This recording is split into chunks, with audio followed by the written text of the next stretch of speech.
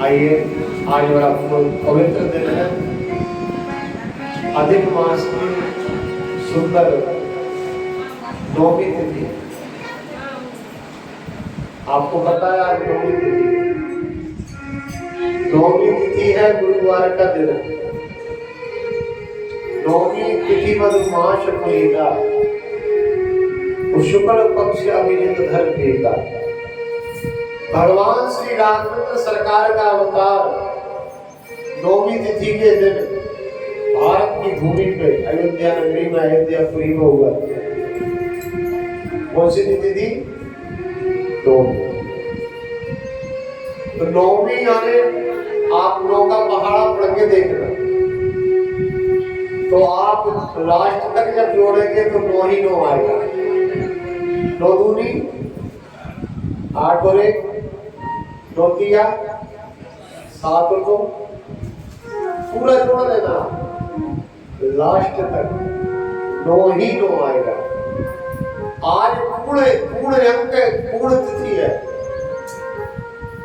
आज की तिथि के दिन ही मेरे प्रभु श्री राम का इस भारत की भूमि में अवतार हुआ। आज हम सब धन्य हैं, इस पवित्र धरा पर, पूर्ण धरा पर, प्रभु की श्रेष्ठ धरा पर हमें भागवत जैसे ग्रंथ की कथा श्रवण करने को प्राप्त हो रही है। ये तो एक नहीं, अनेक नहीं, अनंत जन्मों के जब जीव के पूर्ण उदय हो जाते हैं, युग युगांतरों के, कल्प कल्पांतरों के जन्म के पूर्ण जब हमारे उदय होते हैं, तब ऐसे धाम में भागवत कथा का श्रवण करने को हमें प्राप्त होता है। एक जन्म की बात नहीं कर रहा, जन्म जन्मांतरे पुण्यम तथा भागवतम लभेत। श्री वेदव्यास जी ने भागवत में श्लोक लिखा कि एक नहीं, अनेक जन्मों के जब जीव के पूर्ण उदय हो जाते हैं, जब उसे भागवत का श्रवण प्राप्त होता है, तो वो भी ऐसे स्थान पर जो अकथनीय अवर्णनीय है, साक्षात भगवान का घर। ये समझो कि आप बैकुंठ में बैठकर कथा श्रवण कर रहे हैं। हाँ, ये किसी का घर नहीं है, गांव नहीं है। समय, सीजन और स्थान, कथा के लिए 3 बातों का अवश्य ध्यान देना। कथा कभी आप करवाओ, अपने घर में करवाओ, परिवार में करवाओ, तो एक समय देखना कि समय उत्तम होना चाहिए। तो समय कौन सा है? अधिक मास, वो श्रावण मास का अधिक मास, और ज्यादा पावर बढ़ गया। पावर तो वैसे है ही अधिक मास, भगवान श्री हरि विष्णु को समर्पित है। ये एक पूरा महीना, लेकिन इसमें महादेव और सम्मिलित हो गए, क्योंकि श्रावण में पड़ा तो और पावर बढ़ेगा। और फिर स्थान द्वारका जैसा धाम, 4 धामों में एक धाम और 7 पुरियों में एक पुरी। और पवित्र नौवीं तिथि प्रारंभ हो रही। समय, सीजन धार्मिक सीजन चल रहा है, चौमास है, चतुर्मास, 4 महीने भजन के लिए बताएं। सारे देव सैनी एकादशी से लेकर देवद्रोही एकादशी तक मनुष्य को संयम से रहना चाहिए, चौमासे में भजन करना चाहिए, जितना कर सके। चौमासे में व्रत करना चाहिए, नियम का पालन करना चाहिए, संयम करना चाहिए। जितने संत हैं, जितने महापुरुष सब स्थायी हो जाते हैं चौमासे भजन करने के लिए। होते कि नहीं? आपने देखा होगा, अपने नर्मदा क्षेत्र में भी संत कहते हैं हमारा चौमासा चल रहा है, अभी हम कहीं नहीं गए। ये चतुर्थ मास का बहुत महत्व है। तो आपका सीजन ये तीनों बात उत्तम हो गई ना। और फिर द्वारका जैसा धाम, तो द्वारकाधीश जैसा सानिध्य, जिस शक्कर पत्ती और दूध को मिला दो तो क्या बन जाती है? बोलो तो चाय। तो यदि पत्ती को हटा के या दूध को हटा के काली मिर्च डाल दो, तुलसी डाल दो, हल्दी मिर्च डाल दो, तो क्या हो जाएगा? काढ़ा क्या करता है? बीमारियों को नष्ट करता है। तो ये यहाँ की जो भागवत है, ये चाय नहीं है भैया, ये काढ़ा है। क्योंकि बहुत सारी चीजें इसमें मिल गई जो हमारे जन्म जन्मों के पापों को नष्ट कर देगी और हमें सर्वस्व दे देगी। ये 7 दिन में यदि आपने सच्ची लगन से, श्रद्धा से सेवा कर दी तो यह समझना कि आपका त्याग 7 दिन का, जीवन के 7 दिन, ये 7 दिन आप अगल रख देना और बाकी सारा जीवन अगल रख देना। वो जब तोड़ करोगे तो श्रेष्ठ निकलेंगे द्वारका के 7 दिन। यहाँ से लगा के धर्मराज का कोई तोड़ कर देगा। अगर चमचमाएंगे जब आप जाओगे तो आपसे पूछा जाएगा कि आपने अच्छा क्या किया, तो आप कहोगे कि मैंने एक बार द्वारका में कथा श्रवण की थी अधिक मास। उन लोगों को सोचना पड़ेगा उस बात पे। भैया एक व्यक्ति था, मैंने एक कहानी ट्रेन में भी शायद किसी को सुनाई थी। अति कंजूस व्यक्ति था, उसने कभी जीवन में श्रेष्ठ कर्म कुछ भी नहीं किया, एक पूरी कोड़ी दान नहीं की थी कभी। बहुत सारा सामान लेके कहीं उतरा स्टैंड पे या स्टेशन पे, वो सामान उससे रखते नहीं बन रहा। वो कंजूस इतना है कि 1 रुपया किसी को दे नहीं सकता। समस्या जटिल है, सामान कैसे जा, बैठा सामान रखे, कोई फ्री में रह जाए। तो एक व्यक्ति आया मजदूर, वो भगवान का बड़ा भक्त था। उसने कहा दादाजी आप कैसे बैठे? कहा भैया मैं किसी को फूटी कोड़ी दे नहीं सकता, मैंने कसम खाई। वो सामान बहुत है, बोझा बहुत है, मेरा अवस्था बहुत है, अभी सामान कैसे जाए? तो दादाजी सामान तो मैं रख दूंगा आपका, लेकिन एक शर्त है,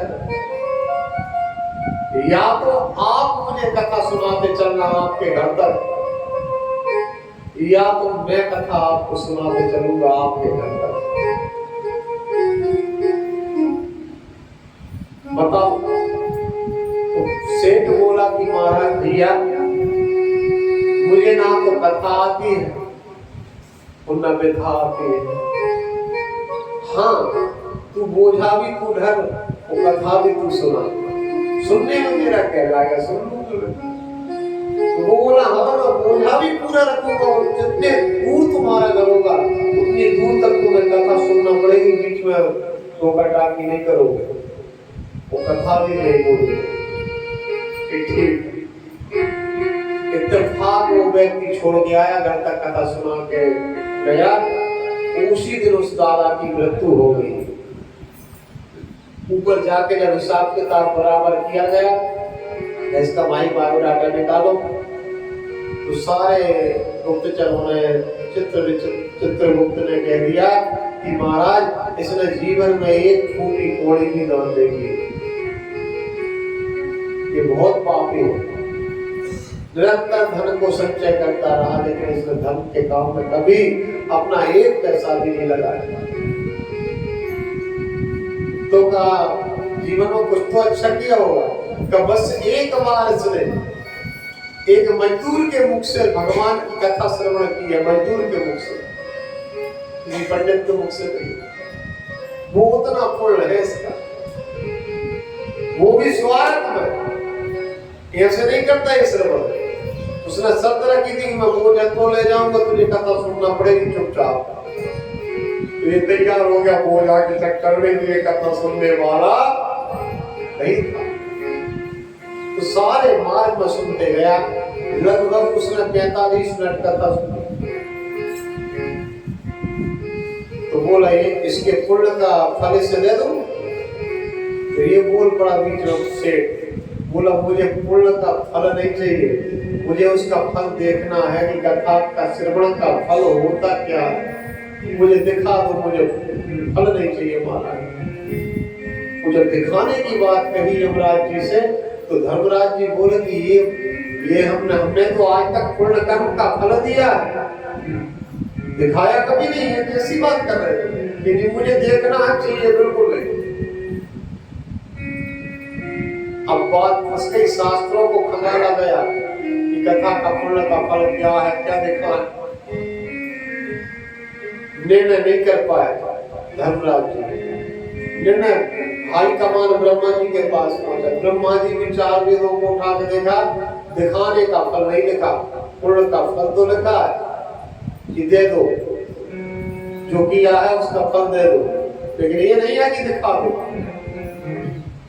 बात फंसती चली गई।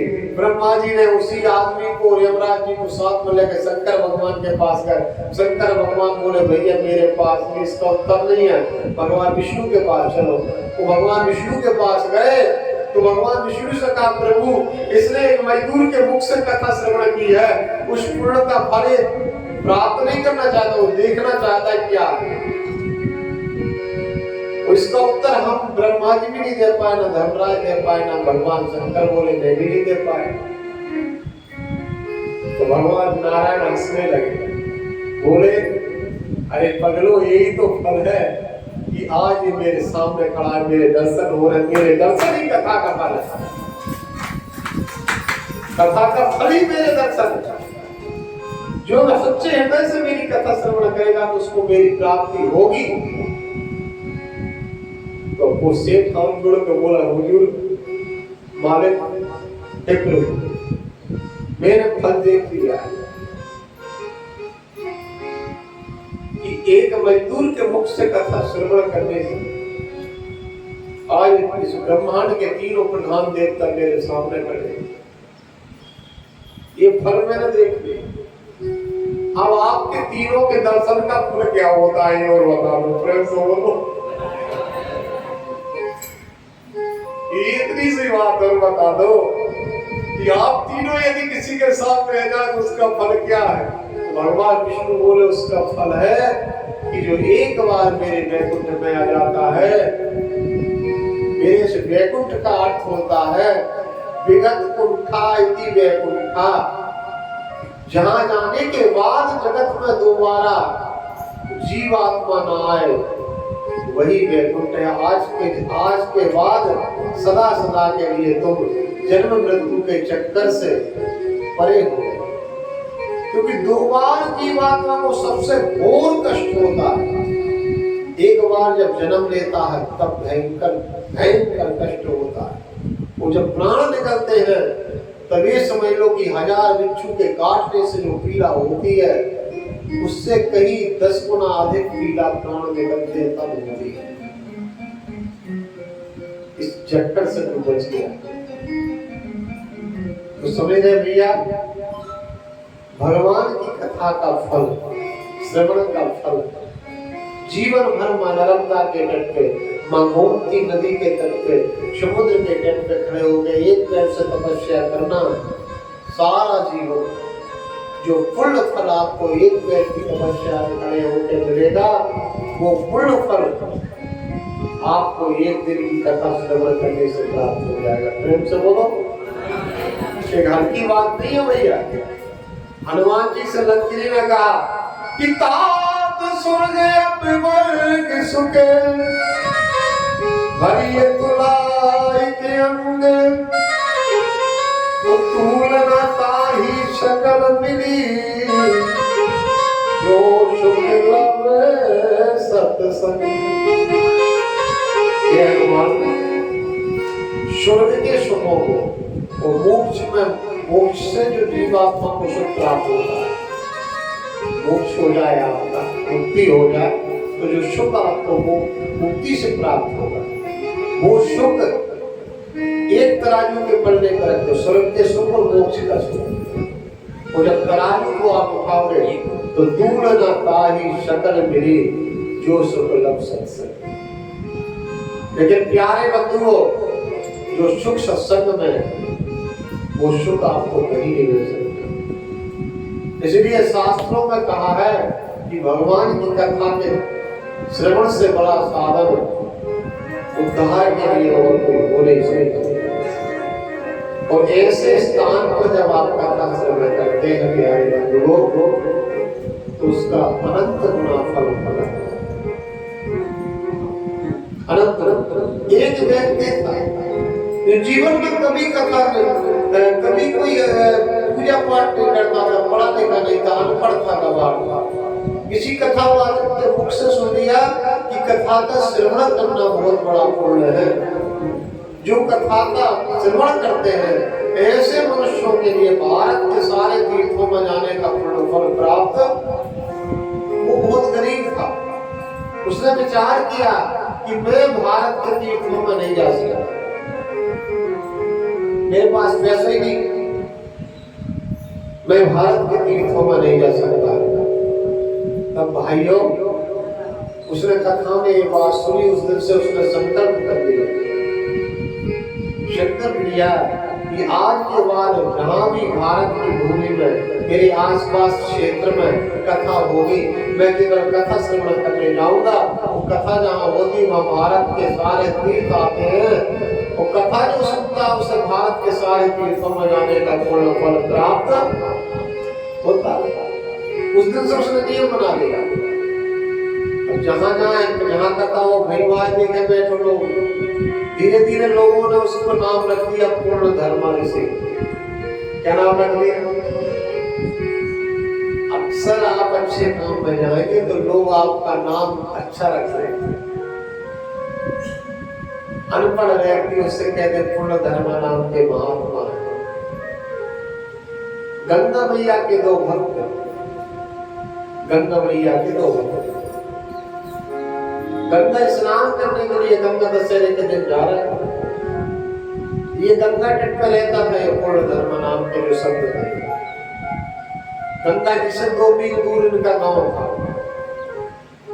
गंगा जी के परम भक्तों ने मार्ग पूछा कि भैया यहाँ से गंगा जी की दूरी कितनी है?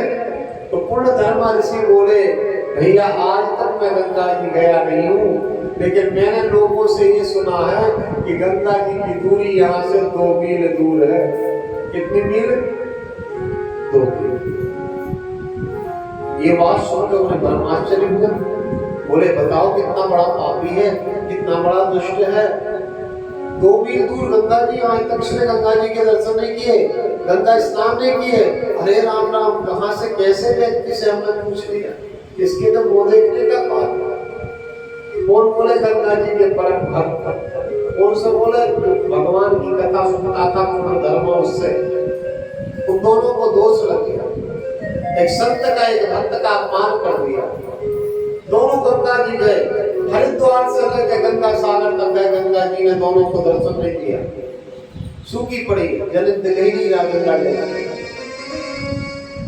एक भक्त का अपमान करके आए, तब दोनों रोने लगे। वो गंगा जी के चरणों में साष्टांग लेट के जोर जोर से चिल्ला चिल्ला के रोने लगे, हे माँ, हमसे कौन सा पाप हो गया जो आप हमें दर्शन नहीं दे रहे? हम आपके अंत भक्त हैं, हमसे जो अपराध हुआ उसे क्षमा करो, हमें मार्गदर्शन करो, हम उसका प्रायश्चित करेंगे। तब गंगा मैया ने आकाशवाणी की, तुम दोनों ने मेरे परम भक्त पूर्ण धर्म नाम के ऋषि का अपमान किया।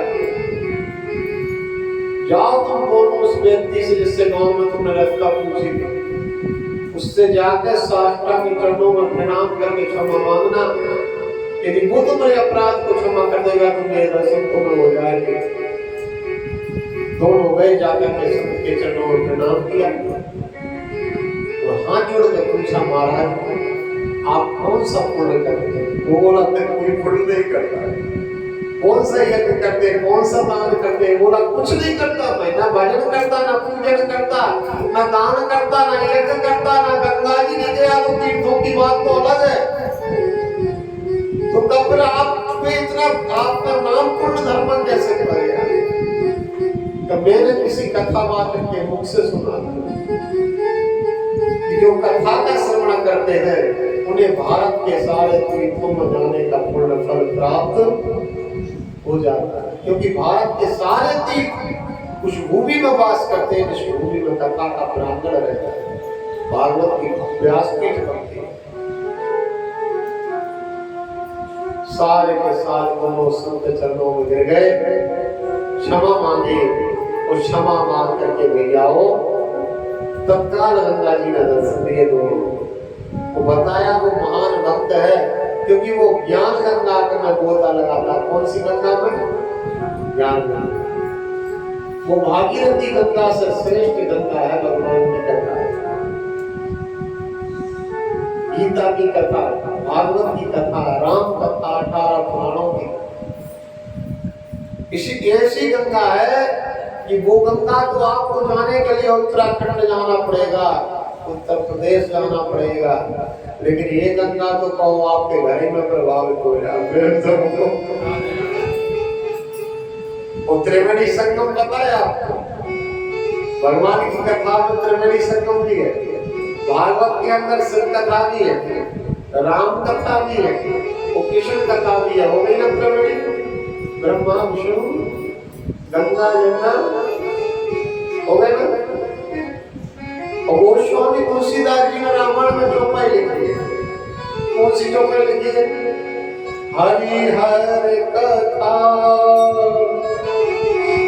विराजत मेरी, जपत रघुपति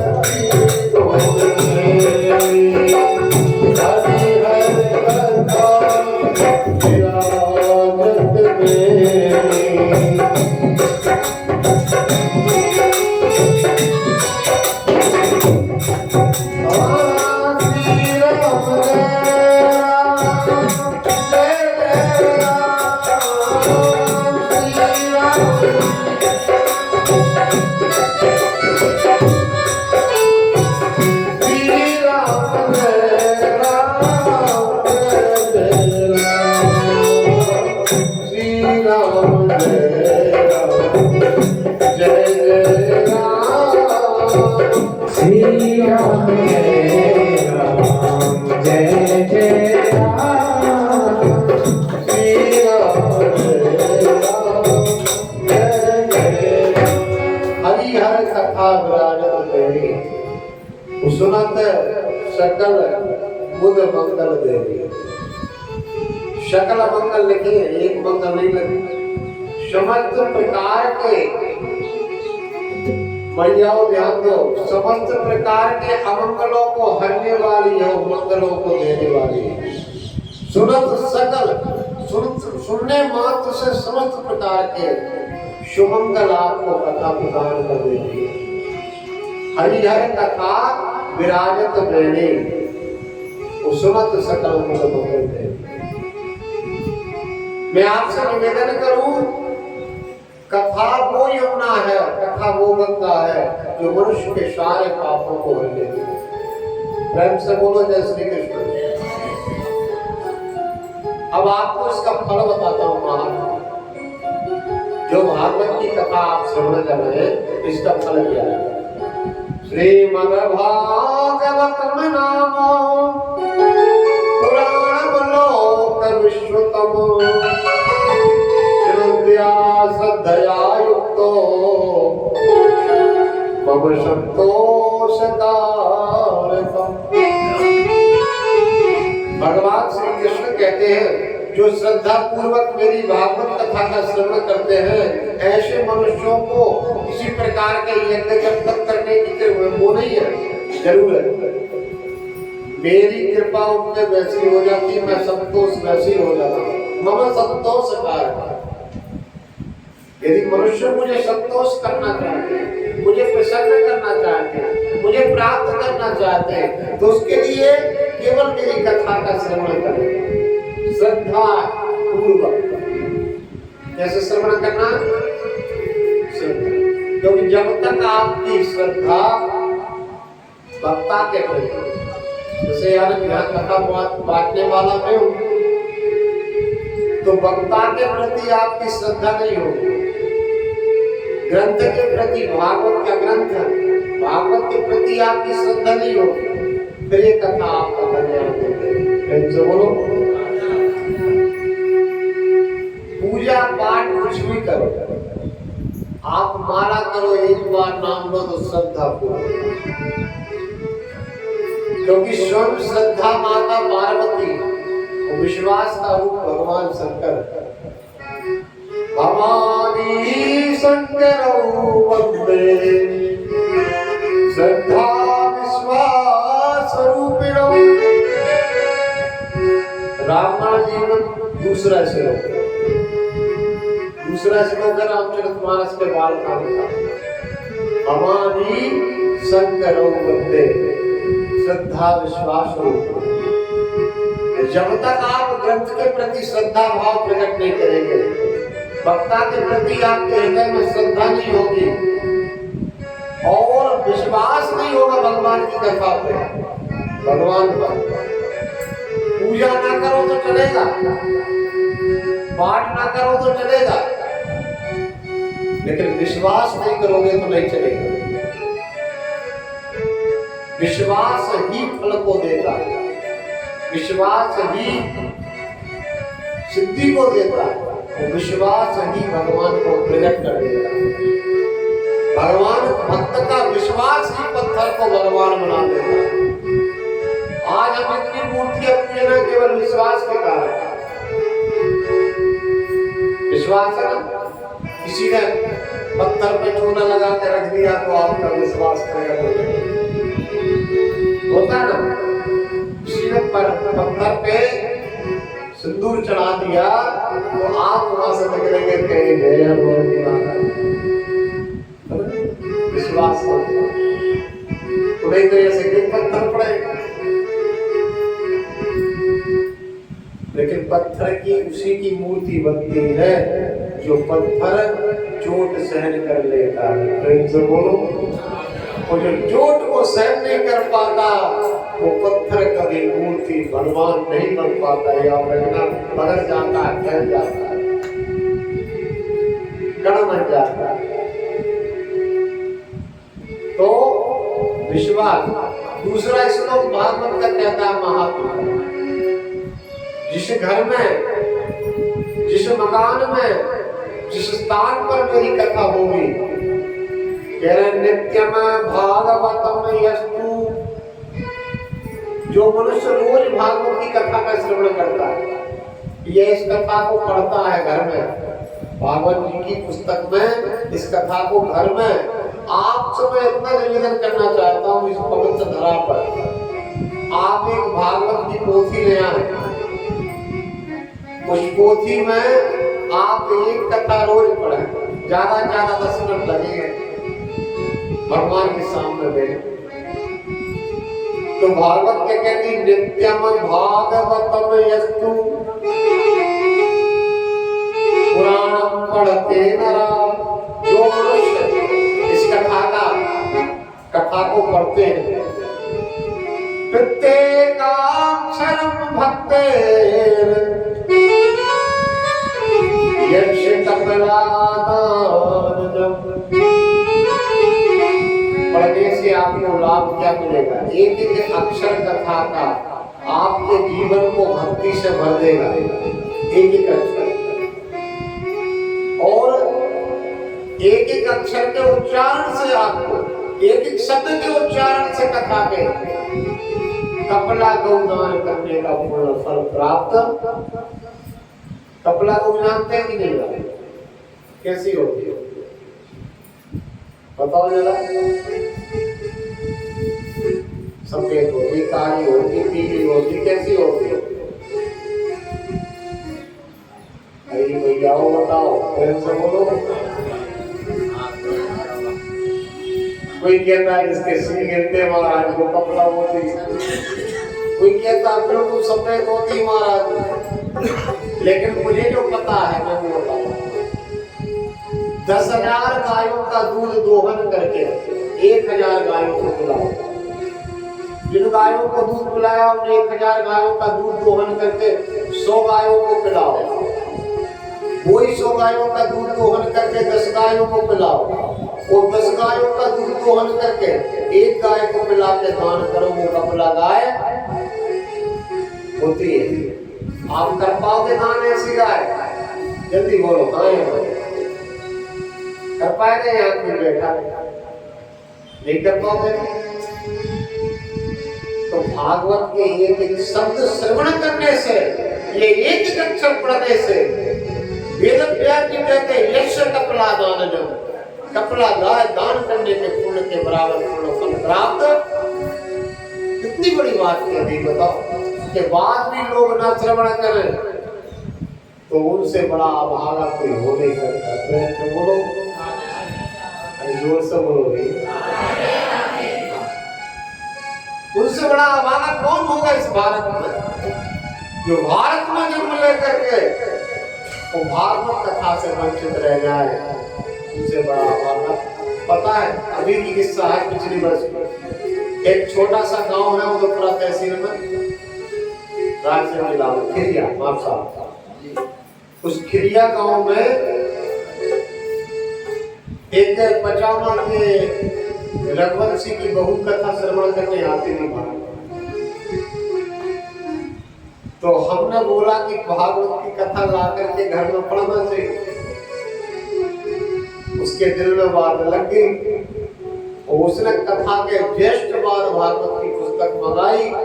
नियम बना दिया कि मैं 5 बजे रात में जगूंगी, स्नान करके पहले भागवत की पूजन करूंगी, 21 तुलसी पत्र चढ़ाऊंगी और इसके बाद एक अध्याय 2 अध्याय कथा को शुरू से लेकर आगे तक पढ़ूंगी।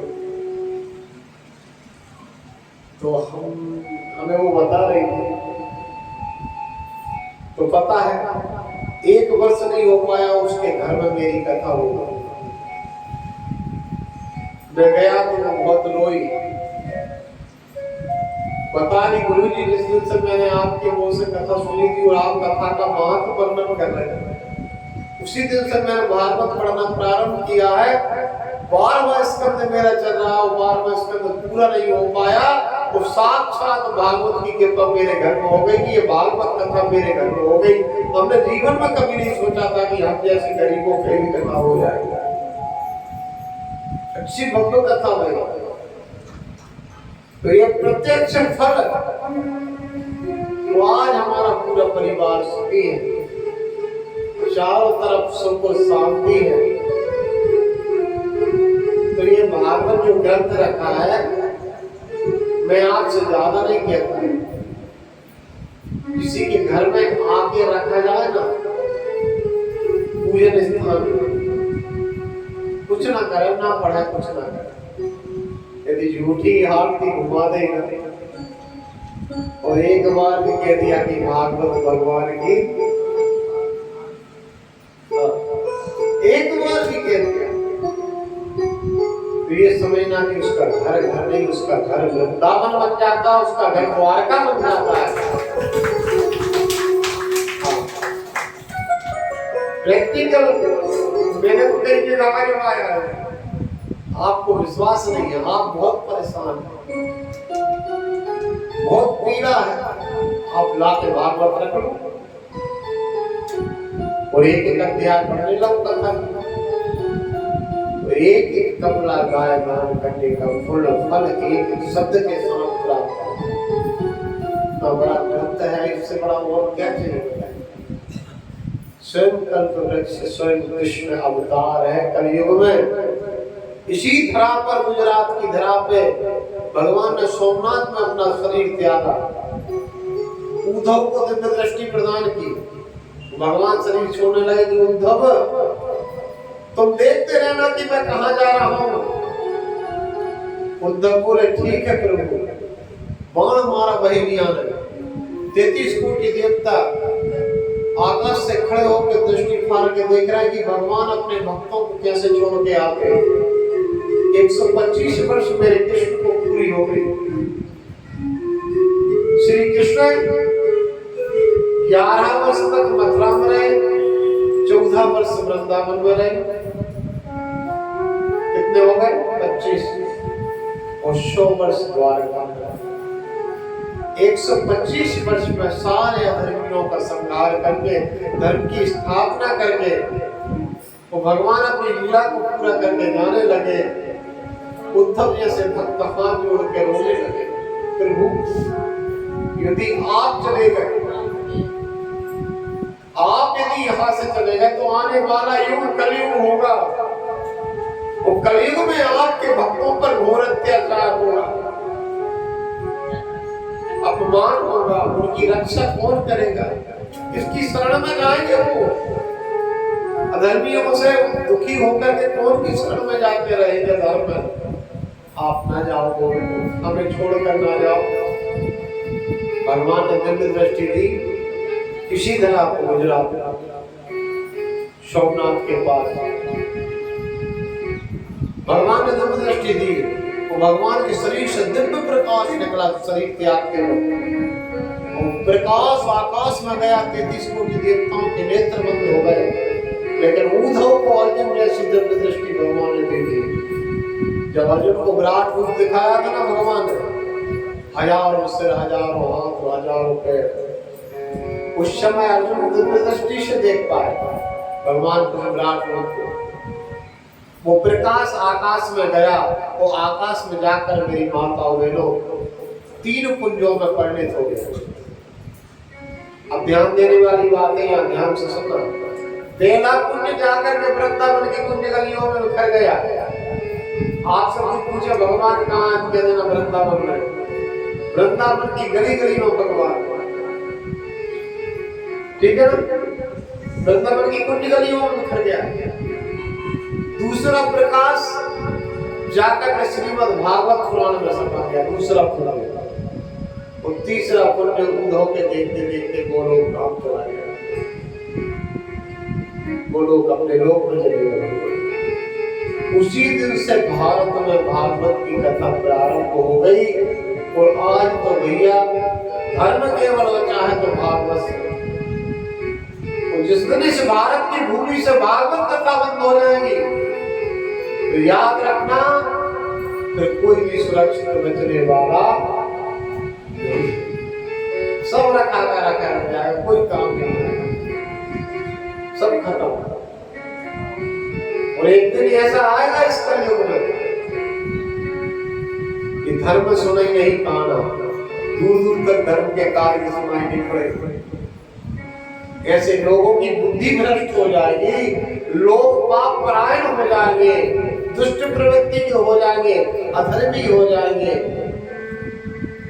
जिनको धर्म का धन की बात करने से भी जिनको कष्ट होगा, ऐसे लोग हो जाएंगे नास्तिक प्रवृत्ति के लोग।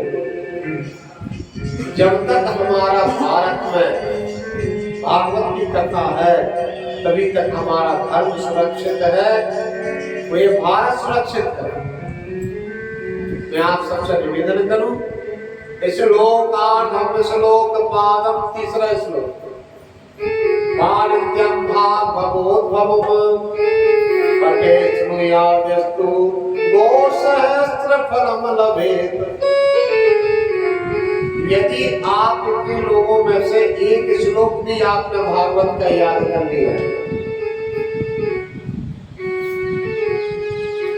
इन 18,000 श्लोकों में से एक श्लोक भी आपने याद कर लिया, एक ना हो तो आधा कर लेना, आधा ना हो तो आधा ही का आधा भी यदि याद कर लिया, उस आधे के आधे श्लोक को यदि आपने नहा के एक बार बोल दिया तो 1000 गाय दान करने से जो पूर्ण फल प्राप्त होता है वो आधे श्लोक के आधे का पाठ करने से आपको प्राप्त हो जाएगा। कितनी बड़ी बात, 1000 गाय हम कभी एक नहीं कर पाते लोग तो अच्छी, दुधारू गाय एक अच्छी दान नहीं कर पाते, स्वस्थ है, तंदुरुस्त गाय का की दान करते हैं लोग जो अपने काम की ले रही हो। फिर तो जो गाय हमारे काम की नहीं है वो पंडित जी के काम की, ऐसी गाय लोग दान करते हैं। जो गाय चल के हाईवे पार नहीं कर पा रही, वो गाय आपको 100 योजन की बैतरणी नदी कैसे पार करा देगी बताओ। बैतरणी नदी का वर्णन किया है पुराण में, 100 योजन की नदी है जिसके विशाल हड्डियों के 2 किनारे हैं, रक्त मज्जा मांस और पीप से बनी ये नदी है, जिसमें कुंड के कुंड बने हैं, हिंसक जीव जंतु रहते हैं, दुराचारी पाप आत्माओं को उसमें पटक दिया जाता है ले जाकर। तो वो पशु यातना देते हैं, कुंडों में जाकर के रक्त मज्जा मांस पीठ में पड़ा रहता है हजारों वर्ष तक। वो जो पुण्य आत्मा रहते हैं, जो गौदान करते हैं, ग्रंथ दान करते हैं, भागवत पुराण दान करते हैं, जो भक्त भागवत कथा को श्रवण करते हैं, तो उनको भगवान के पास उठा करके पार कर देते हैं। वो भक्त वत्सल भगवान। ऐसी भयंकर नदी के दर्शन उस मनुष्य को नहीं करना पड़ते जो मनुष्य भागवत की कथा श्रवण करते हैं। यमपुरी के दर्शन उन्हें नहीं होते, वो सीधे पठना श्रवणा सत्यो फलदायकम, पढ़ ले या श्रवण कर ले या कथा करा ले। अगर श्रवण नहीं करता और ना पढ़ता तो कम से कम जीवन में एक बार कथा करा दे। प्रेम से बोलो हाँ, कभी करा के भी देखो क्या प्राप्त होता है। मैं तो पता है आज यहाँ आया, आज मैंने इतनी मेहनत की, ठाकुर जी मुझे तत्काल फल दे दिया। बरेली किसी से फोन आ गया कि महाराज जी वहां से आके कथा यहाँ करना, वो पता नहीं 7 दिन में कितनी हो जाए। सच्ची भावना से जाओ, मन में कपट मत रखो,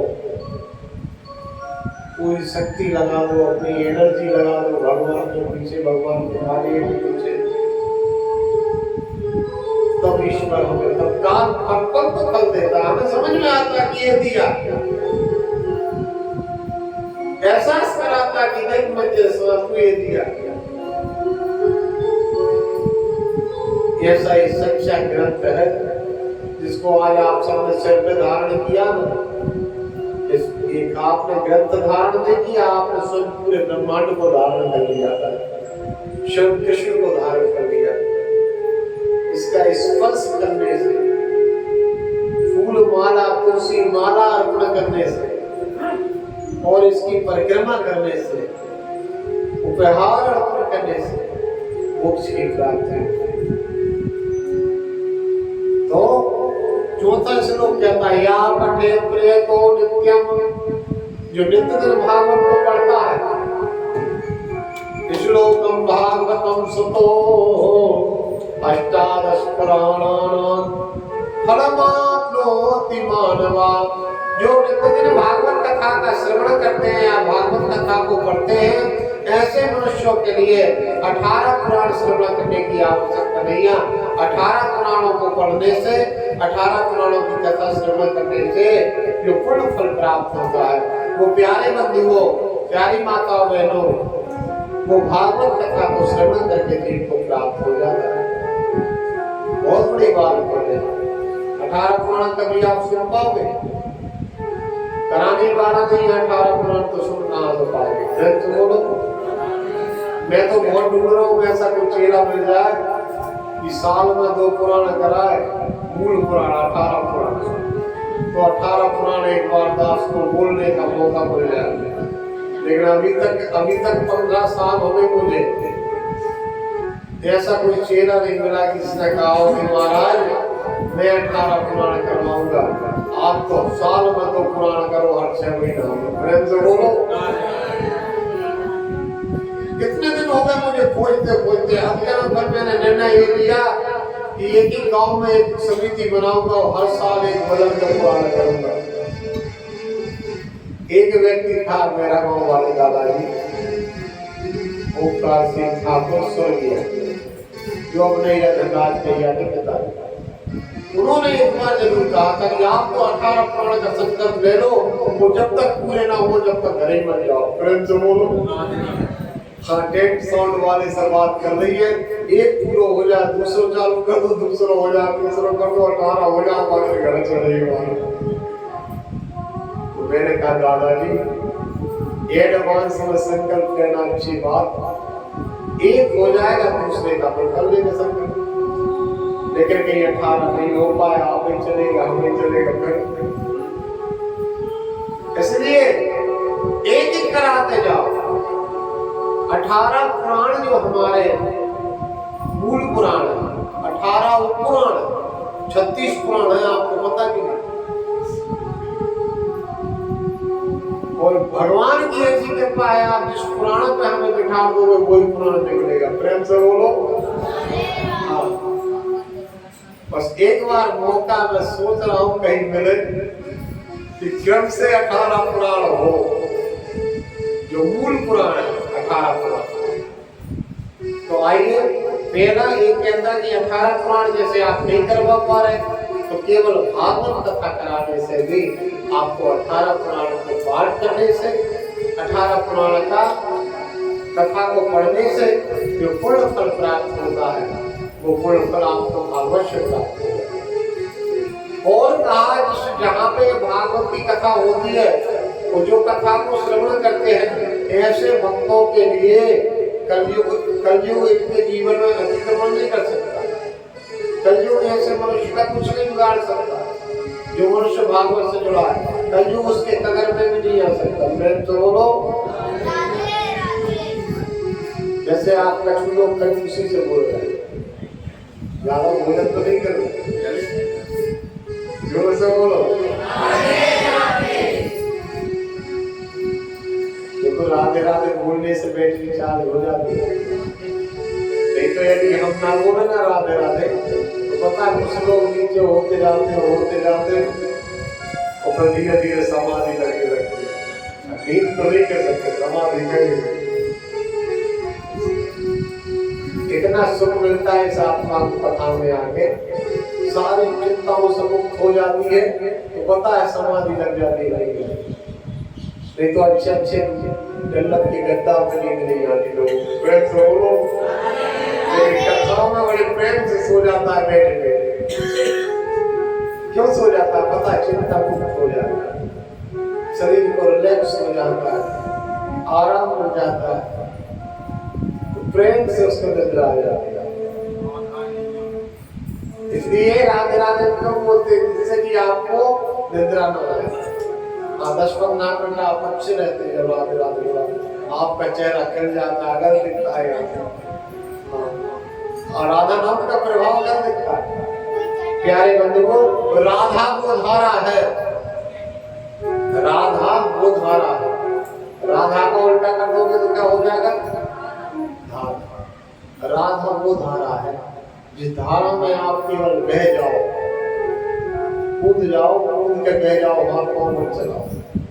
तो राधा की धारा जाकर के आपको कृष्ण रूपी समुद्र से, ध्रुव से जोड़ देगी, कृष्ण रूपी किनारे पर जाके लगाएगी।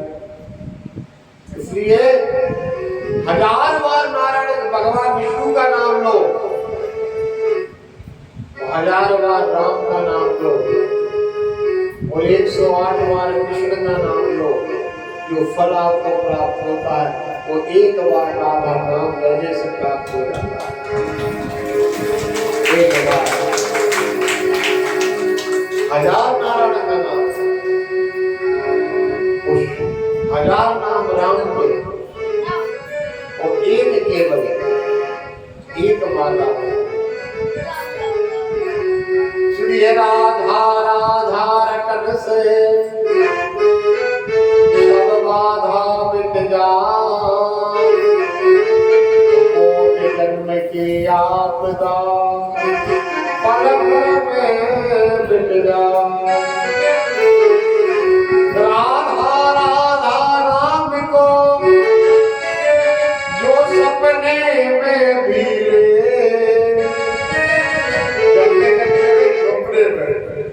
ताको मेरो सावरो चले अपनो कर ले। इसलिए प्रेम से जब याद आ जाएगा राधा राधे, तो राधे राधे ये दुआ कर दी। द्वारका में जब सो जाते थे ना, रुक्मिणी की चरण दबाती, हमारे द्वारकाधीश जब द्वारका में सो जाते थे, और जैसे रुक्मिणी में चरण दबाती रहती है, तो सोए हुए कृष्ण जी के मुख से निकलता था राधा राधा हे राधा हे राधा। अब आप बताओ, पति के मुख से नींद में किसी दूसरी स्त्री का नाम ले ले तो पत्नी बर्दाश्त कर पाएगी। बहुत दिन हो गए रुक्मिणी जी को सुनते सुनते। एक दिन भगवान अच्छे फ्री समय में बैठे थे, झूला झूल रहे थे।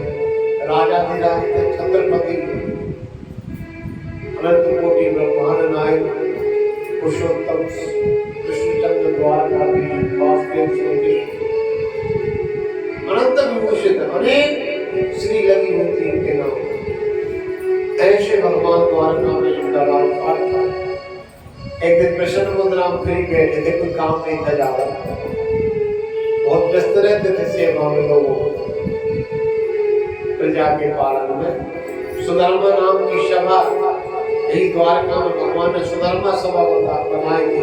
इसमें सबकी सुनवाई होती थी, सभी धर्म वाले लोग, कोई जाए, लेकिन भगवान के दरबार से कभी खाली हाथ नहीं जाता था। भगवान ने द्वारका में अपने नाम से सुधर्मा सभा की स्थापना की थी कि जो मेरे दरबार में एक बार आएगा वो कभी जीवन में निराश नहीं होगा, हताश नहीं होगा, मजबूर नहीं होगा, बेसहारा नहीं होगा। कभी एक बार में द्वारका आया। रुक्मिणी जी ने कहा प्रभु एक बात आपसे पूछूं, आपको बुरा न लगेगा। भगवान बोले बोलो न देवी, क्या पूछ रहे? आज आप अच्छी प्रसन्न मुद्रा में लग रहे हो, इसलिए पूछ रही हो। ये राधा कौन थी? इस राधा का आप रात भर नाम लेते, वो जहाँ राधा नाम दिया बेटा, दीपक को देखना जरा, जहाँ राधा नाम दिया, राधा नाम जैसी लिया कि भगवान के आंखों से अश्रुपात हो। तो रुक्मिणी जी घबरा गई कि लगता है मुझसे शायद कोई गलती हो गई, कोई अपराध हो गया जो मेरे द्वारका जिसके नेत्रों में अश्रु आने लगे। राधा जी की याद आ गई, वो वृंदावन की याद आ गई, बचपन की याद आ गई। वो बचपन की जब याद आई तो भगवान के नेत्रों से झरझर अश्रुपात होने लगे। मेरी माता और बहनों, फिर राधा जी के बारे में बताया कि हे देवी, राधा वो शक्ति है कि कृष्ण यदि शरीर है तो शरीर के अंदर जो आत्मा है वो राधा है। कृष्ण शरीर है तो इस शरीर के अंदर राधा आत्मा है, और राधा शरीर है तो कृष्ण आत्मा है। हम एक ही शक्ति दो रूपों में है, एक राधा के रूप में और एक कृष्ण के रूप में। पराशक्ति है राधा, अल्लाह की शक्ति है राधा, पूर्ण ब्रह्म की शक्ति है राधा, जिनसे आप जैसी अनेक रुक्मिणी, अनेक लक्ष्मी, अनेक ब्रह्माणी, अनेक कमला रानी की उत्पत्ति करने वाली शक्ति का नाम राधा है। अनंत कोटि ब्रह्मांड की स्वामी है। वो कभी मौका मिलेगा तो मैं आपको मिलवाऊंगा राधा से। तो जाके कहाँ मिलवाया पता? कुरुक्षेत्र में। कुरुक्षेत्र में जब मेला लगा तो द्वारकाधीश के यहाँ से भी सारी प्रजा गया, डोला गए थे। तो वहां कुरुक्षेत्र में सबसे पहला स्नान भगवान द्वारकाधीश कृष्ण का होगा। लेकिन वृंदावन से ब्रजवासियों का टोला, राधा रानी का टोला आया तो दोनों टोलों में बहस होने लगा, विवाद होने लगा कि पहले गहन काल के बाद सबसे पहले द्वारकाधीश भगवान का स्नान होगा, इसके बाद पूरी जनमानस का स्नान होगा। ब्रजवासी बोले नहीं, हम किसी द्वारकाधीश को नहीं जानते, पहले स्नान हमारी राधा रानी का होगा, इसके बाद किसी राजा का स्नान होगा।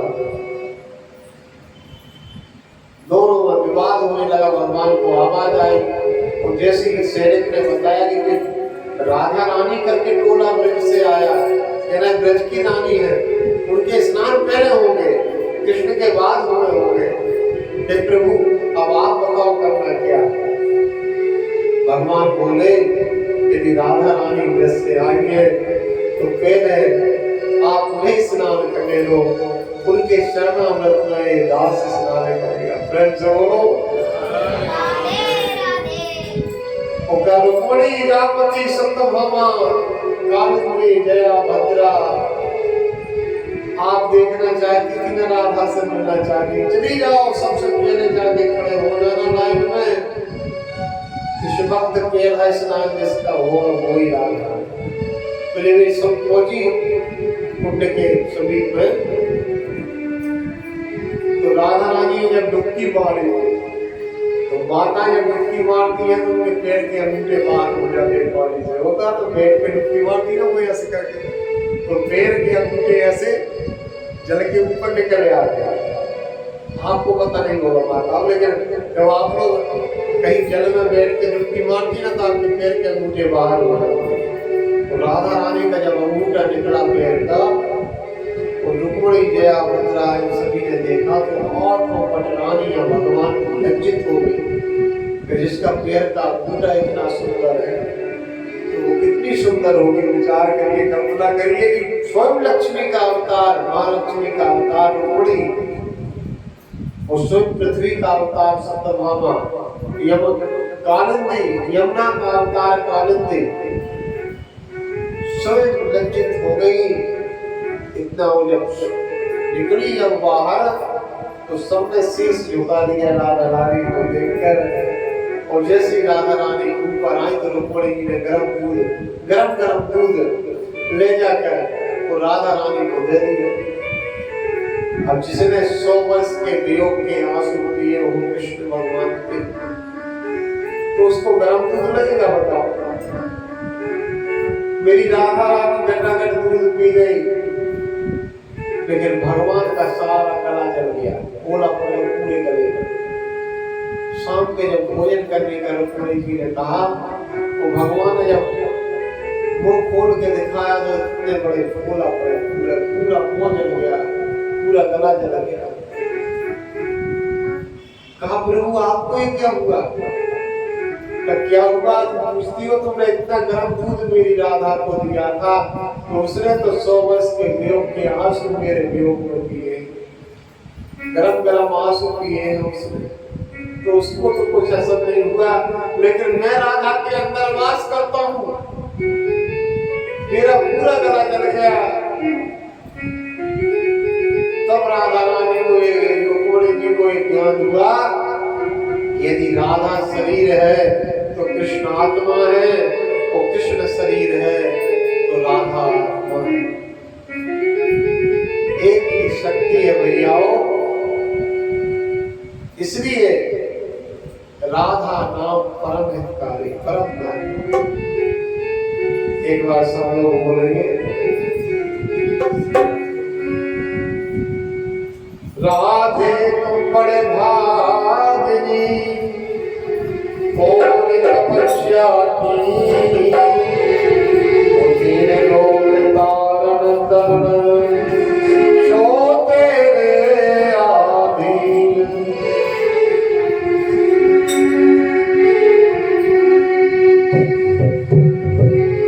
वृंदावन जाऊंगी सखी, वृंदावन जाऊंगी, मैं उठे विरह की वृंदावन जाऊंगी,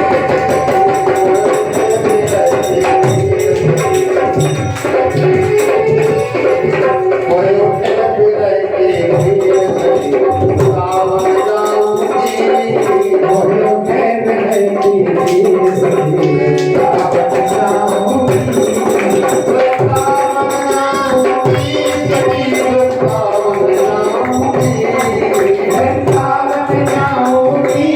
की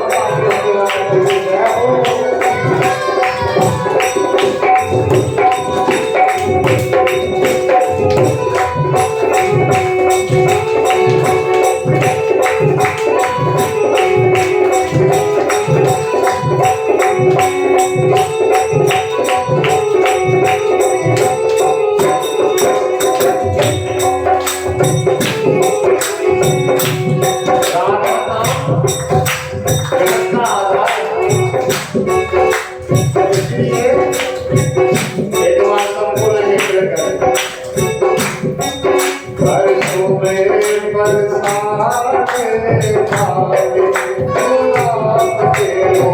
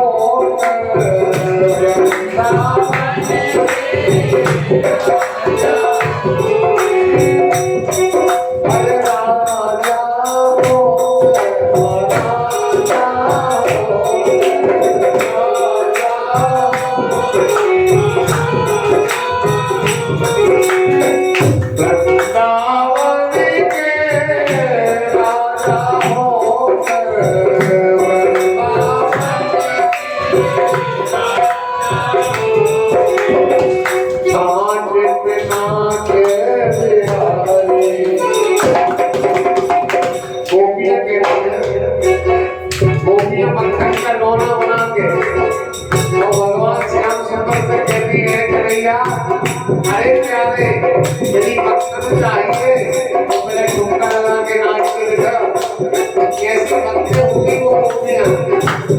अरे नाचे पे नाचे पुकारे नाम तेरो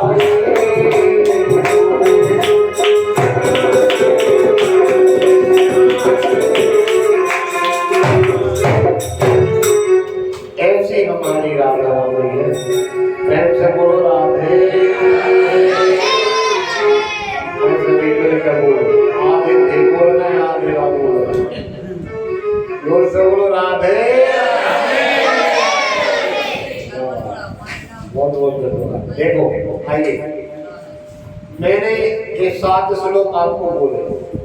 7 श्लोकों में एक श्लोक में आया कि आधा श्लोक पूरा श्लोक।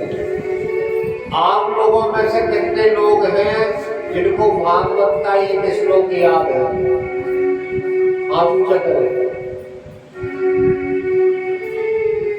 बताओ तो भैया। मानो भैया को है, बहुत सुंदर। एक बार जोरदार तालियां मारो। तुम लोगों को क्या याद नहीं? तुम क्या याद करते हो? कौन सी याद करते हो? कौन सी बातें आप याद करते हो कि आपको एक श्लोक तुम भागवत का याद करो? भागवत का श्लोक याद नहीं है तो बताओ आपने कितनी कथा श्रवण करी? बहुत करी होगी ना। फिर आपके श्रवण का काम आज भी याद करोगे। एक श्लोक यहाँ से द्वारका से याद करके जाओगे। मैं कोई 2 लाइन का बता रहा हूँ, इतना बड़ा होगा, इतना बड़ा, ठीक है ना? इतना तो हो जाएगा ना। जब खाना याद रहता है, नहाना याद रहता है, बच्चा की याद आती है, सबकी याद आती है, तो श्लोक याद नहीं होगा?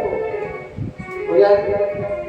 हाँ, मैं एक व्यक्ति को लिख के दे दूंगा, आप बाकी सब लोगों को लिखवा देना। ये नहीं कि सबने आओ महाराज नहीं लो। एक को मैं लिख दूंगा, बाकी आप सब लोग उसी की कॉपी कर लेना। आज से वो फोटो निकाल लेना। सुविधाएं बहुत, हो सके तो रिकॉर्ड कर लो, तो लिखना भी नहीं पड़ेगा। मोबाइल में रिकॉर्डिंग चालू कर लो। ये भी नहीं बताओ उसमें व्हाट्सएप खूब चलाएंगे, फेसबुक खूब चलाएंगे, इंस्टाग्राम खूब चलाएंगे, लेकिन अच्छी बात रिकॉर्ड नहीं कर सकते। सौगंध दिखाई आपको, प्रेम से बोलो। तो एक श्लोक जीवन में आपको सब कुछ दे देगा। अधिक आपको भटकने की आवश्यकता। हाँ, क्या बात। एक श्लोक से सारा आधा कह रहे, वेद व्यास कह रहे, एक ना हो तो आधा, वो आधा भी ना हो तो आधे का आधे में भी कल्याण। 1000 गौ का दान करने का पुण्य फल एक श्लोक का पाठ करने से, आधे श्लोक का पाठ करने से प्राप्त होता है। श्लोक में बोल रहा हूँ, ये श्लोक कुंती मैया ने भगवान श्री कृष्ण की स्तुति की है। उस स्तुति में से 26 श्लोकों में से एक श्लोक है, छोटा सा 2 लाइन का श्लोक। आप कितने लोग आए हैं, इतने लोग याद कर लेना। और इसके बाद आपके घर में बच्चों को, नाती को, पोता को, सबको याद करा देना। आपका घर में प्रत्येक सदस्य का मंगल होगा, आनंद होगा, सच्चिदानंद की कृपा होगी।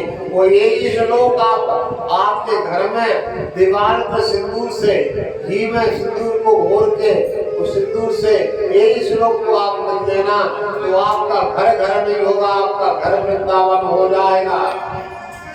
क्या हो जाएगा? वृंदावन में कौन रहता है?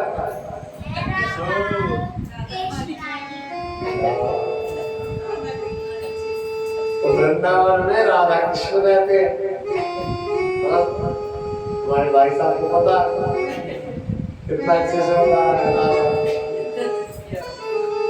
होना चाहिए। इतने से उसको पता तो है, बड़े बड़े लोग कौन ना पता वो है, क्योंकि उनको अपना स्वयं का पता नहीं है ना। क्या देखो मैं निवेदन आपसे कर रहा हूँ, ये श्लोक है कृष्णाय वासुदेवाय, बोलो कृष्णाय वासुदेवाय, बोले तो बोल रहा हूँ कृष्णाय वासुदेवाय, कृष्णाय वासुदेवाय, देवकी नंदनाय देवकी नंदनाय देवकी नंदनाय देवकी नंदनाय नंद गोप कुमाराय नंद गोप कुमाराय गोविंदाय नमो नमः गोविंदाय नमो नमः। इतना भी पूरा होगा, दो बार कहा होगा, इतना बड़ा अर्थ होगा। तो एक ही नाय कृष्णाय वासुदेवाय, आधे का आधा देवकी नंदनाय से आधा हो गया, नंद गोप कुमाराय गोविंदाय नमो नमः पूरा होगा। यदि सब कुछ भूल जाओ, पूरा भी याद ना हो, तो नहा करके एक बार कह देना श्री गोविंदाय नमो नमः। इतना भी काफी है, 1000 गौ दान करने का पूर्ण फल आपको प्राप्त करा देगा। रोज जितनी बार बोलो उतनी बार आपके अकाउंट में जमा होता जाएगा। ये सब कुछ दे देगा, जो कमी होगी पूरी कर देगा। एक इंसान है, सब समय वो सब साध है, एक को अपना बना लिया, वो ही आपको सर्वस्व प्रदान कर देगा। लोक में भी सुखी कर देगा, ऊपर लोक में भी सुखी कर देगा। आपको अधिक भटकना आइए। अब भागवत का शुभारंभ करते हैं हम। ये तो महत्व हो गया। भागवत कथा श्रवण करने से कितना भी भयंकर पापी इसको श्रवण करे, उसके सारे पाप नष्ट हो जाते हैं 7 दिन में। दूसरी बात, समस्त प्रकार के यज्ञ करने से जो पुण्य प्राप्त होता है वो भागवत को श्रवण करने से प्राप्त हो जाता है। समस्त प्रकार का दान करने से जो पुण्य फल प्राप्त होता है वो भागवत के श्रवण से प्राप्त हो जाता है। समस्त प्रकार की जप तप करने से जो पुण्य प्राप्त होता है वो भागवत को श्रवण करके प्राप्त हो जाता है। प्यारे बंधुओं, इसलिए आप लोग को भागवत कहाँ श्रवण कर रहे हैं, सुनो। भागवत कहाँ श्रवण कर रहे हो? ये किसी का घर नहीं है, द्वारका धाम में। तो इसका लाभ होना अधिक फल हो जाता, अनंत होना, करोड़ होना। मैं वाणी से वर्णन नहीं कर सकता, इतना विशेष फल है। लेकिन आप नियम से श्रवण करो। नियम क्या है? श्रोता के लिए भागवत कथा जो कराता है, जैसे आप सब लोग कराते हैं, मैं आपको बार बार धन्यवाद देता हूँ सभी के लिए। और विशेषकर हमारे आदरणीय मुनीम साहब, जो इतनी उम्र हो गई वो बहन जी की, अरे अभी हाथ यहाँ से टूट गया था बोलेगा। प्लास्टर बना था जब मैं कथा की तारीख को निश्चित करने गया। इसके बाद भी मैंने कहा कि नहीं, आपको तो चलनी है, चाहे आप बैठे रहे, कुछ मत करो। तो उन्होंने मना नहीं किया, मना नहीं किया। और स्वयं तो आए, साथ में अपने पूरे परिवार को लेके आए। बहुत बड़ी बात, बहुत बड़ी बात। एक बार जोरदार ताली है इस परिवार। और हमारे जो प्रतिवर्ष साथ में रह रहे इस कार्यक्रम में, हमारे राज साहब, हरिराम राय साहब जी, निरंतर 4 वर्षों से साथ में वो हमारे चल रहे हैं। जैसी स्थिति रहती है उस स्थिति का सामना करते हैं। आदरणीय हमारे भैया लाल जी पिपरिया से दोनों पति पत्नी, महेश्वर से साहू जी दोनों पति पत्नी, वो भी उनका बेटा बोला कि इस बार माता जी अकेली जाएंगे। तो मैंने कहा भैया ओम प्रकाश ना हो बेटा का, मैंने कहा भैया ओम प्रकाश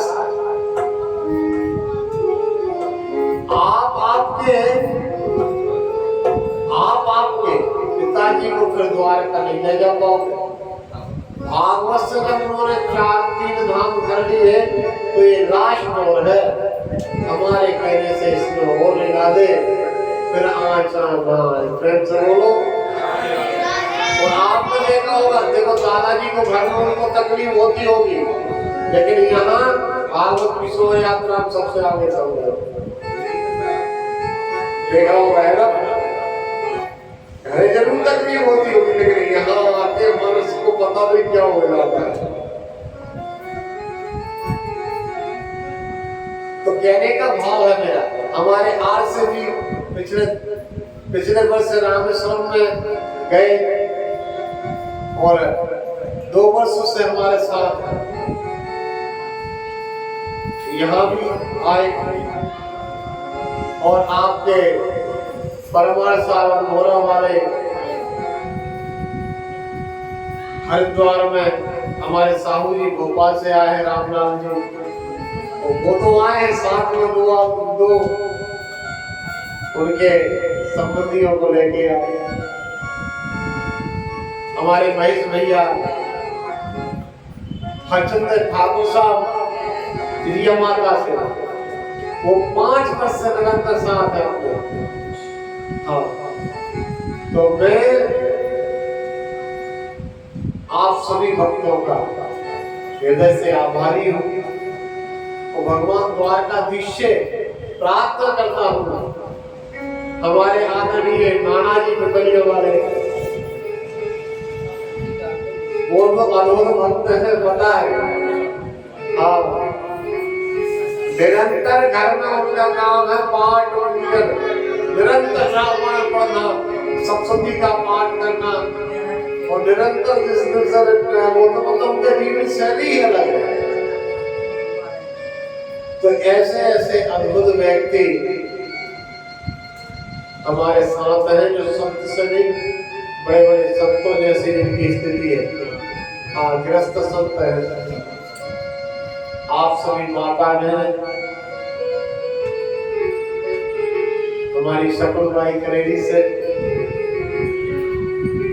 जो कि जगन्नाथपुरी भी गई थी, हरिद्वार भी गई थी और बीच में एक गैप हो गया, तो इस बार दोनों जोड़े से आए। उनके संधि संबंध जो भी आए, संतोष भैया नरसिंहपुर से बहुत अच्छे चिंतक हैं और बहुत मर्यादित बात और बहुत कम बात। हमारे ऐसे मतलब प्रेमी है वो